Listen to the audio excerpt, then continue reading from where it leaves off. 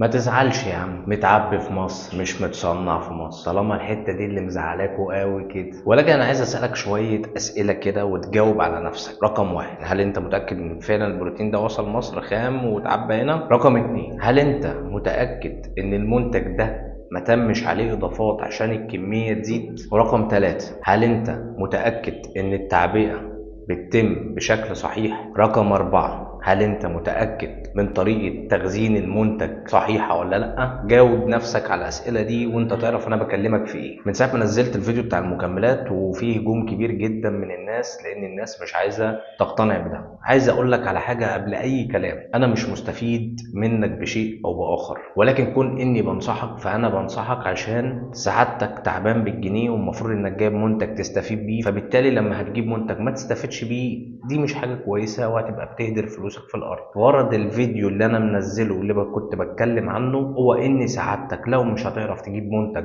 أصلي نضيف ما تجيبوش، ركز على التغذية وعلى التمرين، الموضوع مش صعب خالص. طبعا طلع شوية من الناس كل واحد يقول لك إيه، أنت بتعمل كده عشان يجيلك علبة بروتين، أنت بتعمل كده عشان الريتش ده في ناس جهزت بيه بطولات ومش عارف إيه والكلام ده. أول حاجة أنا بعمل كده عشان الريتش مش فارق معايا. والفيديو اللي أنا نزلته في مقدمة الفيديو بتاع المكملات، على فكرة الفيديو ده متصور بعد الفيديو اللي أنا صورته، ولكن أنا دمجت الفيديو معايا عشان خاطر أأكد لك مصداقية كلامي، واول مره في حياتي اخد فيديو لشخص احطه في فيديو خاص بيا. بالنسبه لموضوع الريتش فانا كان ممكن اعمل زي ما مدربين كتير عملت واقعد اخد فيديوهات من هنا ومن هنا عشان خاطر اعمل ريتش او اتشير على حساب الناس التانية. ليه؟ لان دي ناس بيكون ما عندهمش محتوى اصلا. دي نقطه. بالنسبه للموضوع انا بعمل كده عشان خاطر يجي لي علبه بروتين، فالكلام ده سعادتك اللي تعمله. الكلام ده عايز واحد فاضي قاعد على السوشيال ميديا ما بيعملش حاجه غير ان هو بيدور على واحد عامل مسابقه عشان يطلع علبه بروتين، ولا واحد عامل مش عارف ايه عشان يطلع علبه بروتين مجانا، فبيدخل بقى يقعد يتحايل في الكومنتات عشان ياخد علبه بروتين. فالكلام ده يعني معايا انا مش هيناسبني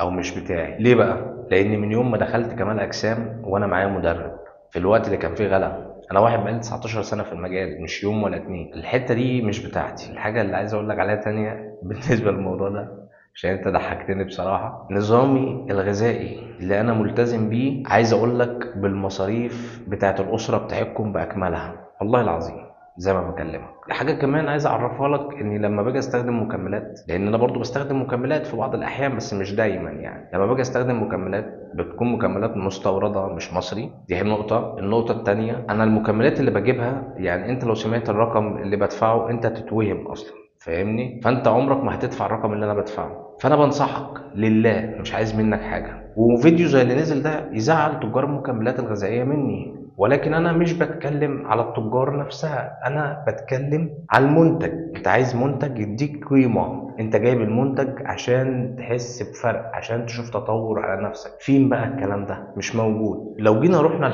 لنقطه الناس اللي هي بتقول لك في ناس مجهزه بيه والكلام ده، مش معنى ان حد طلع لك في فيديو بياخد المنتج بعد التمرين فده معناه انه عايش على المنتج ده او بيستخدم المنتج ده. يعني البروتين المستورد نفسه بيجيب لك بطل مستر اولمبيا وحاطط صورته على علبه ومش عارف ايه والكلام ده، ويجيب لك فيديو ليه وهو بياخد من البروتين ده داخل التمرين. هل هو البروتين ده اللي خلاه بطل مستر اولمبيا؟ اكيد لا طبعا، اكيد لا طبعا. فانا بنصحك لله، ولكن انتوا مش عايزين النصيحه. يجي حد يقول لك انت حللت. حبيبي اللي يحلل ده اللي زيك، انا ما حللش، انا مش محتاج اعمل تحليل اصلا. الموضوع نسبه وتناسب. يعني ايه؟ يعني ما ينفعش علبه بروتين ثمنها بيعدي ال 4000 جنيه وسعادتك هتروح تجيبها ب 400 جنيه ولا 500 جنيه. والفئه اللي كنت بتكلم عنها العيال الصغيره اللي لسه طالعه على السوشيال ميديا يقول لك انا البروتين بتاعي، يقول لك انا مش عارف ايه الشركه بتاعتي، اللي مش عارف شركه ايه يا ابني. يا حبيبي انت وهو انتوا ما بتشوفوش الناس وهي بتعبي؟ ما شفتوش الناس اللي اتمسكت كتير بتعبي منتجات تحت السلم؟ ما شفتوش الكلام ده؟ النهارده كل من هب ودب طالع بيقول لك انا بصنع بروتين. ما الموضوع سبوبه. بالنسبه للي بيقول لك انت بتعمل كده عشان خاطر يجيلك علبه بروتين، الشركه اللي اتكلمت عنها في الفيديو اللي فات قسما بالله قسما بالله قسما بالله انا كنت هستفيد منها ماديا، مش بس هيجي لي المنتج اعمل ريفيو. ولكن انا ما قلتلكش الحته دي في الفيديو عشان عارف ان في انتقادات وشلتها لك للفيديو ده. كان هيجي لي فلوس لمجرد ان انا كل فيديو بصوره انزل لك ايه حاجات للمنتج التاني عشان تشتريه والكلام ده. انا مش بتاع الكلام ده. انا ما بحبش، واعوذ بالله من كلمه انا، ما بحبش اعمل حاجه شمال. مش عارف، ما بحبش. ودي تفرق، يعني في فرق كبير ما بين اني مش عارف ومش عايز او ما بحبش يعني. فاهمني؟ حاجه كمان عايز اقول لك عليها، في بعض الاحيان بنجيب للعيبه اللي معانا احنا اللي بنجيب لهم مكملاتهم. انا عايز اقول لك ان والله العظيم والله العظيم التاجر اللي بلاقي عنده علبه شمال وانا متاكد ان العلبه اللي عنده شمال انا ما بتعاملش معاه تاني. ليه؟ لهدفين.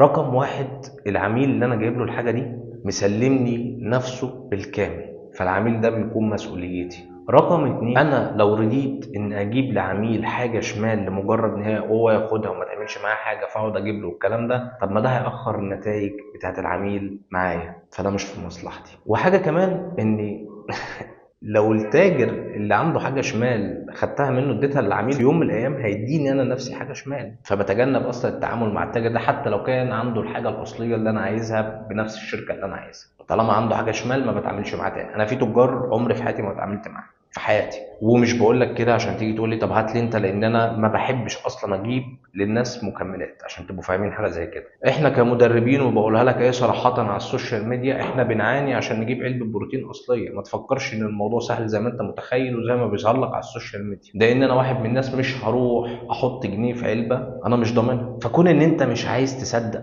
او موهوم بالشو والكلام اللي موجود على السوشيال ميديا، فدي مشكلتك انت، حلها بمعرفتك، دي مش بتاعتي انا، دي بتاعتك انت. وارجع اقول لك تاني، لو انت هتجيب مكملات غذائيه ومش هتجيب منتج اصلي يديك قيمه عشان تستفيد بكل جنيه بتدفعه، وما ترميش فلوسك على الارض. لو مش هتعرف تجيب المنتج كده ما تجيبوش. ركز في التمرين وفي التغذيه. معظمكم لا عارف يتمرن ولا عارف ياكل، فانت اصلا اساسيات مش عارف تعملها. يعني مع احترامي ليك، اللي زيك حتى لو اخد منشطات مش هيعرف يعمل عضلات، ودايما بقولها على فكره، اللي مش هيعرف يعمل عضلات طبيعي مش هيعرف يعمل عضلات حتى بالمنشطات. ليه؟ لانه هو اصلا ما بيعرفش يعمل الاساسيات. انت متخيل؟ فحضرتك مش مقتنع بكلامي وزعلان من كلامي، تقدر حضرتك تروح تستخدم اي منتج انت عايزه ب 300 جنيه وب 400 جنيه وب 200 جنيه والحاجات دي، وانت حر. شيل نفسك، انا مش هشيلك، انت مش مسؤوليتي. انا خلصت ضميري قدام ربنا سبحانه وتعالى ونصحتك.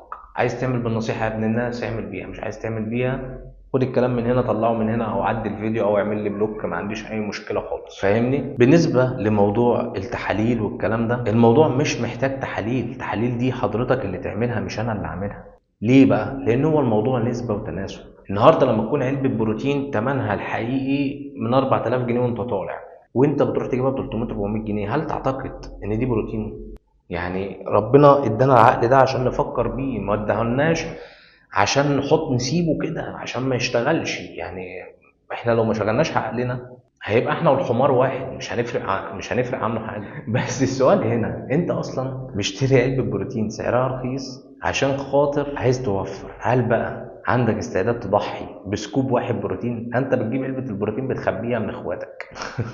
هل عندك استعداد تضحي تروح تعمل تحليل للبروتين ده تدفع فيه مثلا 1500 جنيه ولا 2000 جنيه ولا ايا كان؟ هل عندك استعداد تدفع الرقم ده اذا كان انت شاري علبه ب 400 جنيه؟ يا جدعان ركزوا في اللي انتوا بتقولوه وما تهاجموش وخلاص. ولكن الحاجه اللي مقتنع بيها واتاكدت منها مليون في الميه، ان في ناس كتير منكم تستحق ان يضحك عليها، لانكم مش عايزين تصدقوا، لانكم بتهاجموا لمجرد الهجوم وخلاص. دي نقطه. النقطه الثانيه، انت النهارده لما هتروح تجيب علبه بروتين ب 300 400 جنيه، معلش في الكلمه، ده الجبنه القريش اغلى منها. لو هنتكلم سكوب بروتين مثلا في 25 جرام بروتين، لو هتاخد كميه جبنه قريش تعادل سكوب البروتين اللي هو 25 جرام، هتكون اغلى من سعر السكوب. فازاي بقى؟ ازاي هتاخد بروتين ارخص من الاكل نفسه؟ يا جدعان الموضوع والله العظيم ما كده، والموضوع فيه حاجات كتير انا ما رضيتش اذكرها في الفيديو، مش عايز برضه ازعل الناس بكتير، ولكن انا نصحتك. عايز يا ابن الناس تعمل بالنصيحه اعمل بيها، مش عايز تعمل بيها ريح دماغك كانك ما شفتش الفيديو، خد الكلام من هنا عديه من هنا، او عدي الفيديو اعمل بلوك، ايا كان، وانت حر. انت حر. انا خلصت ضميري ونصحتك. بتعمل بالنصيحه اعمل بيها، ما حبيتش تعمل بالنصيحه ما تعملش بيها. لا انا عندي شركه مكملات، ولا انا طالع اسوق عشان بعرض منتج، ولا انا مستفيد بطريقه او باخرى. حد هيطلع يقول لك بيعمل كده عشان تتمرن معاه وعشان مش عارف ايه المشكله؟ طبيعي جدا ان اي حد يكون بيسوق لشغله، ولكن انا هنا مش طالع اسوق لشغلي، انا هنا بنصحك نصيحة لله، لأن زمان ما كانش حد بينصح. النصيحة دي مدفوع ثمنها كتير جدا.